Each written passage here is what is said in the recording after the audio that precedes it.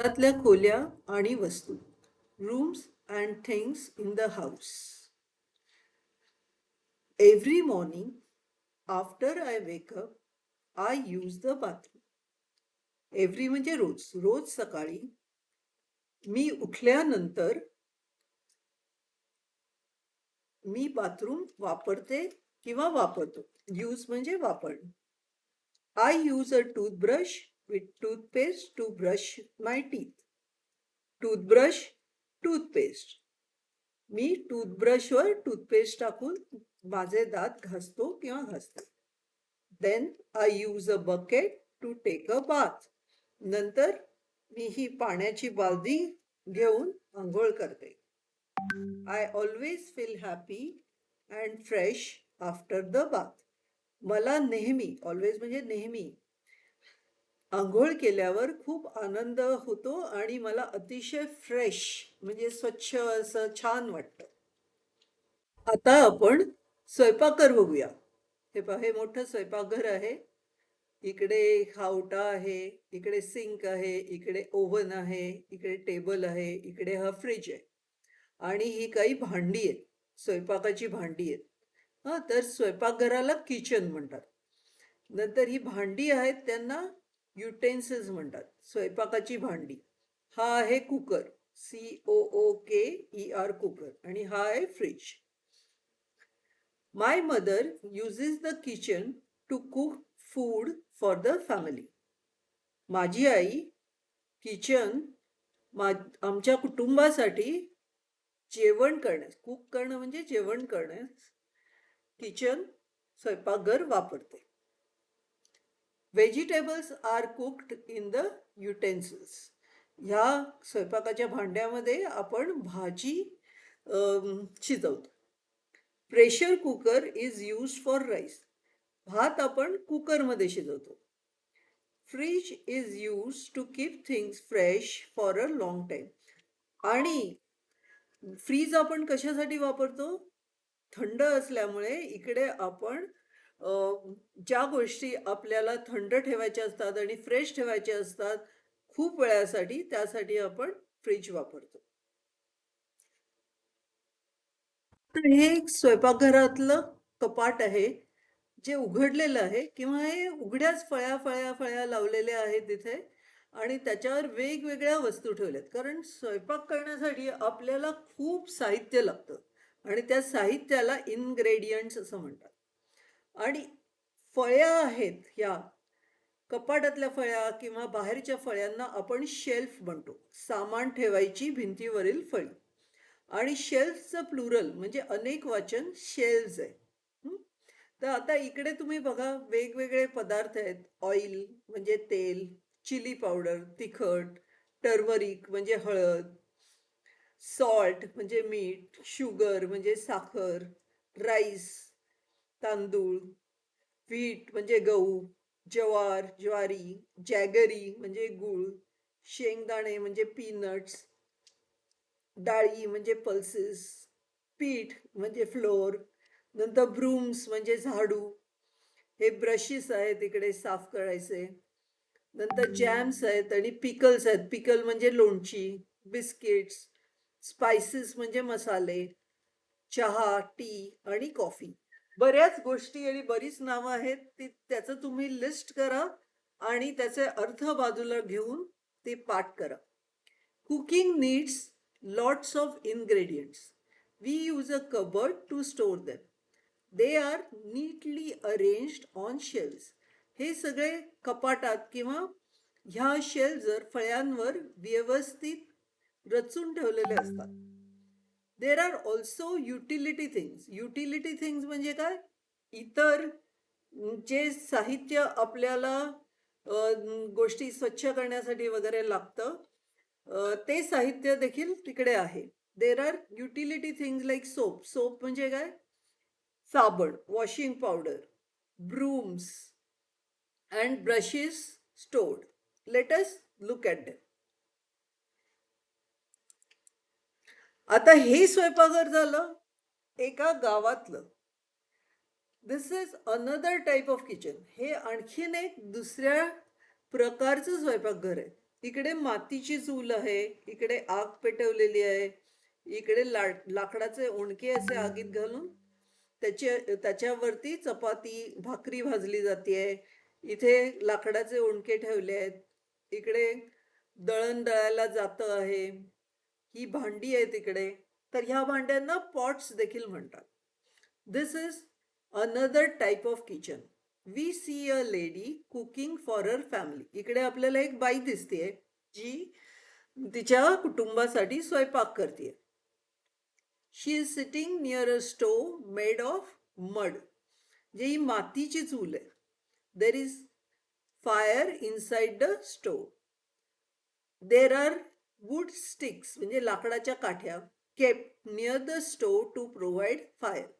म्हणजे आगीला जळत ठेवण्यासाठी ह्या लाकडाच्या काठ्या मदत करतात.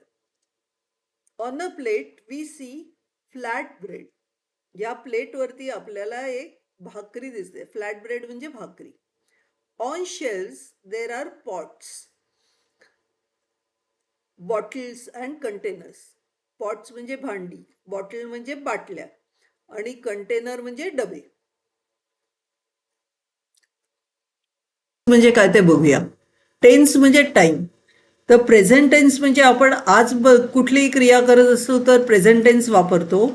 काल कुठली तरी क्रिया केलेली असेल, काल कुठली तरी आपण ऍक्शन केलेली असेल तर त्या संबंधी बोलताना आपण पास्ट टेन्स वापरतो. आणि उद्या किंवा उद्यानंतर जी ऍक्शन करणार आहोत तेव्हा फ्युचर टेन्स वापरतो. तर आता पास्ट टेन्स बघूया. तर पास्ट टेन्समध्ये वर्बचं रूप काय होतं, क्रियापदाचं रूप काय होतं. टू वॉश हे वर्ब आहे तर त्याला आपण ईडी ऍड करतो. टू वॉशचं काय होतं, वॉश्ड. टू प्लेचं प्लेड. टू वॉचचं वॉच्ड. टू डान्सचं डान्स्ड. टू लिव्हचं lived. Simple past tense is used for completed action in the past. Simple past tense आपण केव्हा वापरतो, जेव्हा ती एखादी ऍक्शन किंवा ती क्रिया आहे ती पूर्वी भूतकाळात कंप्लीट झालेली असते, पूर्ण झालेली असते. Examples. I watched a movie yesterday. She washed her car. He played the violin. Shyam lived in Pune for 2 years. Rita danced at the party last month.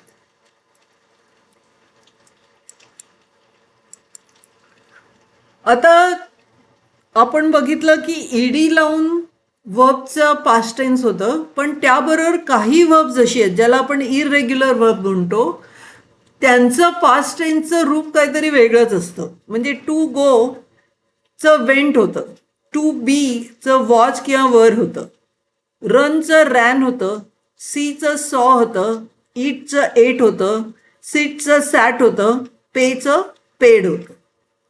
Radha went to school yesterday. Ram ate a samosa for lunch. Shyam saw a bird sitting on the tree. The teacher was busy last week. The old lady sat under the tree all day. Her father paid her school fees. Radha went to school म्हणजे काय, राधा काल शाळेत गेली होती. Ram ate samosa for lunch. जेवायला त्यांनी समोसा खाल्ला होता. Shyam saw bird sitting on the tree. श्यामनी पक्षी बघितला होता झाडावर बसलेला. Teacher was busy last week. म्हणजे टीचर आहेत त्या गेल्या आठवड्यात खूप बिझी होत्या.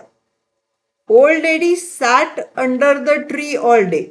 सॅट म्हणजे बसल्या होत्या, म्हातारी बाई झाडाखाली बसल्या होत्या.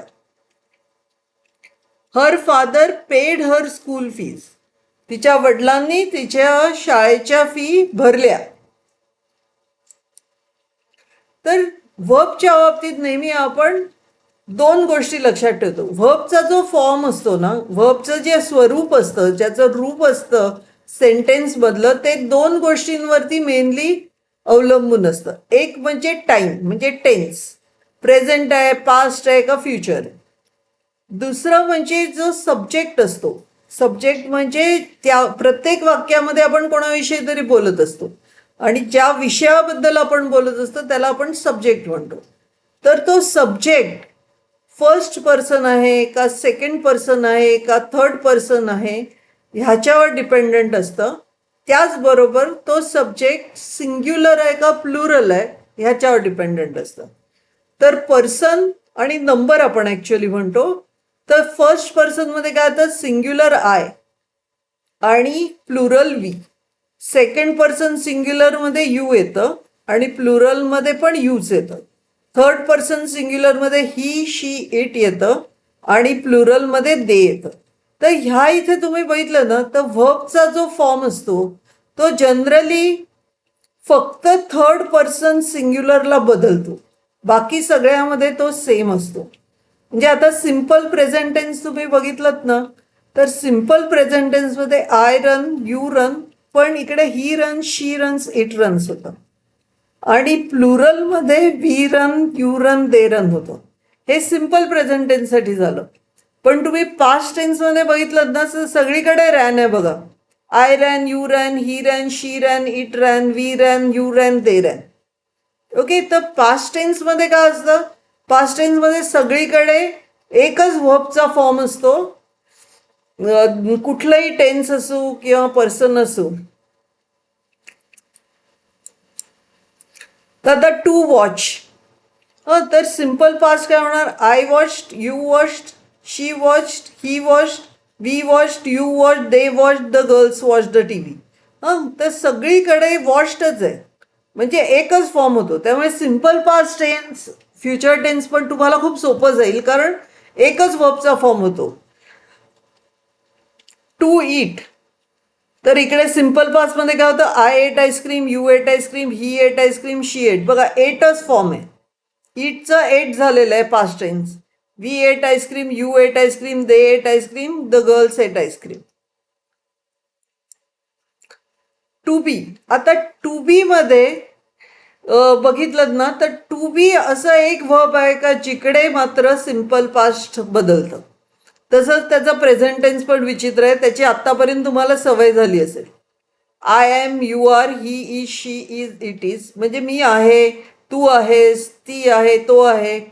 वी आर, आम्ही आहोत. यू आर, दे आर, इकडे सगळे आर आहेत, इकडे ॲम आहे, इकडे आर आहे आणि इकडे इज आहे. हे सिम्पल प्रेझेंट. आणि सिम्पल पास्ट टेन्समध्ये बघा, I was, you were, he was, she was, it was, म्हणजे आय वॉज आणि he was, she was, it was एकत्र आहे आणि you were, we were, they were हे एकत्र आहेत. तर हे पाठ करायचं. आणखीन ह्याच्यामध्ये ना कधीही चूक होता कामा नये. एकदा तुम्हाला वर्ब कशा कशा रीतीने बदलतं, टेन्समध्ये कसं बदलतं, पर्सनमुळे कसं बदलतं हे लक्षात यायला लागलं ना का तुम्ही अर्धी बाजी इंग्लिशमधली जिंकली.